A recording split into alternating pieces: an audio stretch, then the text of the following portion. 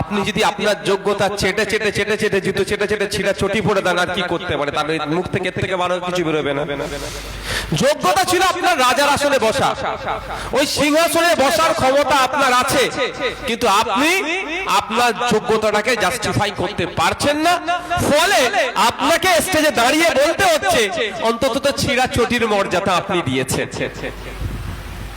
আমার আগে ডাক্তার বলছিলেন আফতাব বলছিলেন একটা বক্তব্যে, শুনেছেন আপনারা, যে পশ্চিমবঙ্গ সমগ্র শিক্ষা মিশনের একটা নোটিফিকেশনে বলা হচ্ছে যত মিড ডে মিল যে সমস্ত বিদ্যালয়গুলোতে স্কুলগুলো থেকে দেওয়া হয় তাদের কাছে একটা নোটিশ করা হচ্ছে, স্টেটের যিনি ডাইরেক্টর, পশ্চিমবঙ্গ সমগ্র শিক্ষা মিশনের যিনি ডাইরেক্টর, তিনি নির্দেশনা দিচ্ছেন যে স্কুলের আশেপাশে, এই যে এখানে মিড ডে মিল নাই তো, এই স্কুলের আশেপাশে যে কুকুরগুলো থাকবে বা কুকুরের বাচ্চাগুলো থাকবে একবেলা তাদেরও খাবার দিতে হবে।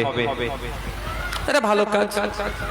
যদি আলাদা একটা দপ্তর আছে, প্রাণী সম্পদ বিকাশ দপ্তর আছে, সেই দপ্তরের মাধ্যমে অনেক কিছু স্ট্রিট যারা ডগ আছে বা এদের অনেক ব্যবস্থা থাকে, সেইগুলো এরা খেয়ে নেয়।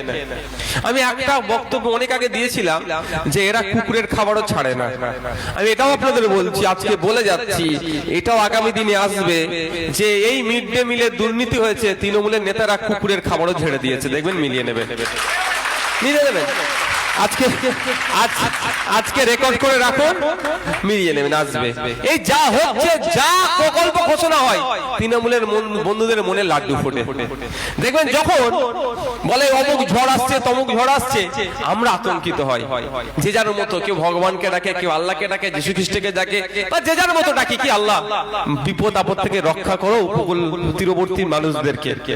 এই নদী, মেদিনীপুর, পূর্ব মেদিনীপুর, উত্তর চব্বিশ পরগনা, এই সমস্ত হাওড়া এই দিকটা বারবার চাই, কিন্তু আমার তৃণমূলের বন্ধুদের মনে লাড্ডু ফুটে কেন?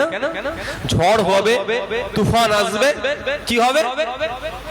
তিরপল হবে, চাল ডাল আসবে, যেগুলো যা হবে প্রাকৃতিক বিপর্যয়ে বাড়ি ভেঙে গেলে ক্ষতিপূরণ পাওয়া যায়।